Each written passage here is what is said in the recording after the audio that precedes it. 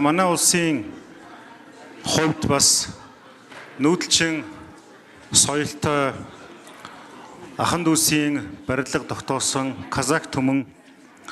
За казак түмний одоо хөгжлийн асуудал бол бас энэ улсын хурлаар орж ирж байгаа нэг чухал.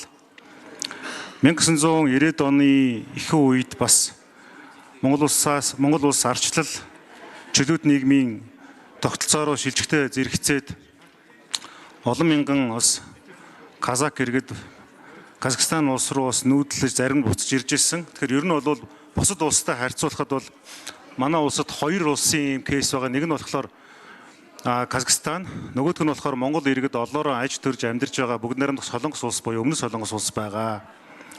Тэр утгаараа бол яг энэ аюулгүй байдал гадаад бодлогын байнгын хороогоор хилцэгдээд орж ирж байгаа энэ асуудлыг улсын хурал сойрхон батлах нь зүйтэй гэж дэмжиж байгаамаа.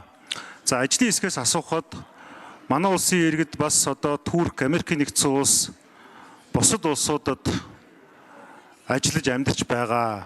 Тэгэхээр ер нь бол Казахстан улстай хийх энэ гэрээтэй сойрхон батлагдах энэ гэрээтэй ижил төрлийн цаашлаад хідэн улстай Монгол улсын иргэдийн одоо ажиллаж амьдарсан нийгмийн даатгалын шимтгэл төгссөн хугацааг нэгтгэн тооцоолох ийм судалгаа байгаа вэ гэдэг асуултыг асуумаар байна.